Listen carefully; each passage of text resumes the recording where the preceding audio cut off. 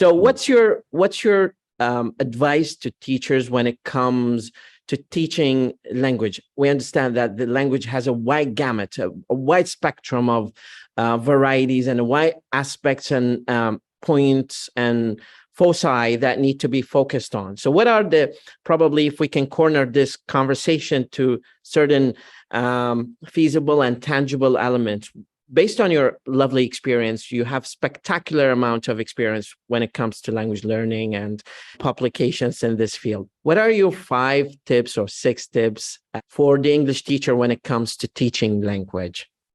Well, I don't know whether I can get to 5 or 6, but I certainly would want the first one to be a recognition of what all teachers know, the distinction between production and comprehension. If you are choosing to teach English, you're not alone. You're doing so in a context. The context is one of your own background in English, how you were taught, the materials that you have available, and very important, the examination system that your students are going to move towards. Now, all these organizations and the broader context beyond that, this will give you an indication as to what kind of accent is going to go down well, as it were. Yes, all accents are equal linguistically, but some sociolinguistically are more equal than others. And this is because of the prestige and the tradition. It's the same in Britain. You know, all accents are equal, but there are some accents that the institutions like the BBC and the Queen and so on are going to use, and these will carry greater prestige. Now, it's important that whatever accent you choose to use, you use it with pride and develop a competence in it, but not at the expense of denigrating other accents. That's the distinction. If you're used to teaching British English, received pronunciation, for instance, that's how you were brought up, that's what the materials are, that's what the exam boards want, then fine, carry on as a production mechanism.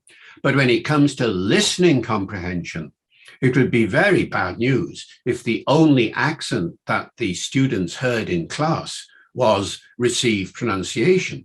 Because if they go out into the big wide world, they will not hear received pronunciation very often. It's only spoken by 2% of the population of England. If you stand on the corner of a London street, you will hear 1,000 accents in the course of the day. Oh my God.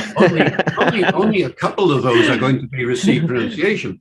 So it's very important that in terms of listening comprehension, from the very beginning, in my view, teachers expose students to as wide a range of accents as possible. And this is now very easy because of, thanks to the internet. You can find almost every English accent available. Do you know IDEA, IDEA, the International Dialects of English Archive, based in America, but the gentleman who runs that, Paul Mayer, his intention is to collect examples of all English accents, and he's got several hundred already. So it's really easy now for people to get exposure to a wide range of accents. They can still carry on learning in production the accent that they find most familiar.